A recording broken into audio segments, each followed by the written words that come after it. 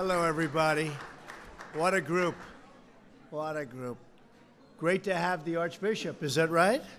It's really fantastic. Good afternoon. I'm thrilled to be here with so many wonderful friends and supporters to celebrate this very special occasion, Greek Independence Day. Important day, right? We're delighted to be joined by members of my cabinet, as well as representatives Carolyn Maloney. Where's Carolyn? Good. Very good. Gus Bilirakis. Where's Gus? Gus Bilirakis. Hello, Gus. Thank you, Gus. Doing a great job. And Virginia Fox. Virginia. Where's Virginia? Hi, Virginia. And the great Howard Lorber, who's not Greek, by the way. On behalf of my entire administration, I want to extend a very warm welcome to the hundreds of proud members of the Greek American community.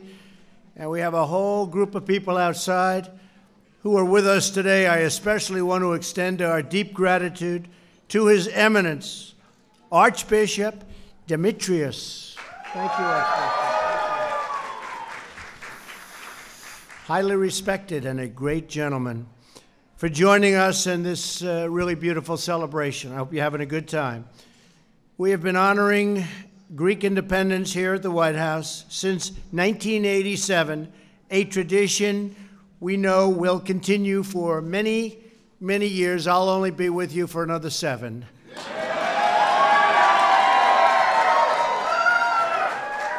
Today we commemorate the Greek struggle for independence that began on March 25th, 1821. After almost 4 centuries of foreign rule, brave Greek patriots fought to reclaim their freedom, their sovereignty, and their right of self-determination. The Greek fight for independence enjoyed an outpouring of support throughout the Western world. The citizens of France, Great Britain, the United States, and many other nations were moved to action by a cultural and historical kinship tracing back thousands of years to ancient Greece, the birthplace of, and you know what this is, democracy, right? The birthplace of democracy and of really Western civilization. All around us here in the United States, we see the profound influence of Greek culture, art, and philosophy. In the Federalist Papers, our founding fathers consulted the wisdom of the ancient Greek city-states when writing our own Constitution. They learned a lot. They knew what they were doing. Our nation's generals, scientists, lawyers, and educators continued to find inspiration in the works of the ancient Greeks. And throughout this capital city, from the Supreme Court to the Lincoln Memorial to the beautiful, beautiful White House. You like the White House? What a house. We see the magnificence of Greek architecture. Finally, we see Greece's enduring influence through so many Americans of Greek descent who contribute so much to this nation that we love. In celebrating Greek independence, we honor this influence and we remember our common heritage. We take renewed confidence that whatever challenges we might face, anytime in the future, we will face them together. We'll all be together as members of a great community of nations. And like our ancestors, we too will draw strength from the bonds of history and culture that unite our countries and shape our destinies. Today we celebrate Greek independence, such an important day, and a day that so many people called. They wanted to be here, and many of them were not Greek, so you'll have to explain that to me. But they wanted to be here, and we renew our commitment to the values and principles that make us who we are. We stand together for freedom and justice and democracy today and for all time. Thank you for joining us for this incredible celebration. May God bless you.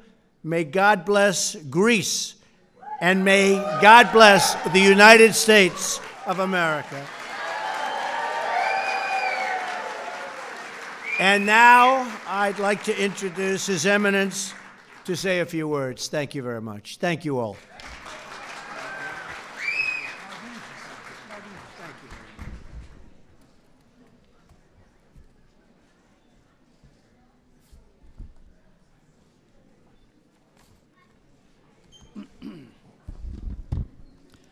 Mr. President, distinguished friends, as a Greek-American community celebrating our annual Greek Independence Day, we are deeply grateful to you, Mr. President, for inviting us to the White House to honor again this special day. By inviting us, you honor not only us Greek Americans, but also all members of the Orthodox Christian faith.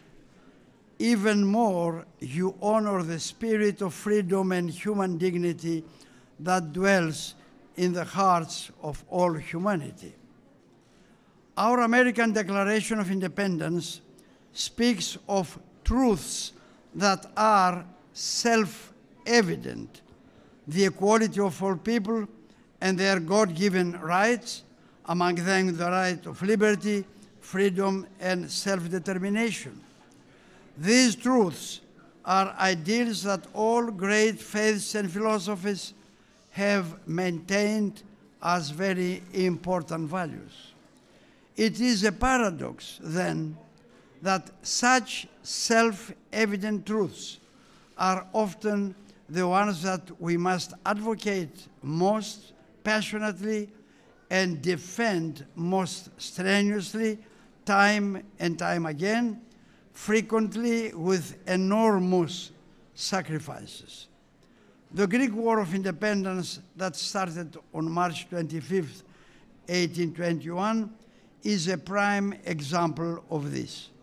On that day, the people of the Greek nation had to rise up against their oppressors and fight a long and bitter fight, necessitating huge sacrifices in order to gain truths that are self-evident, namely their freedom and independence as individuals and as a nation.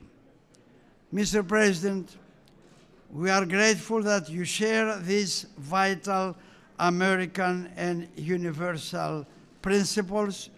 We kindly ask that you continue to affirm them, all the more in this troubled world. We further ask for your special care and attention to the continuous injustices suffered by our Ecumenical Patriarchate of Constantinople in matters of full religious freedom.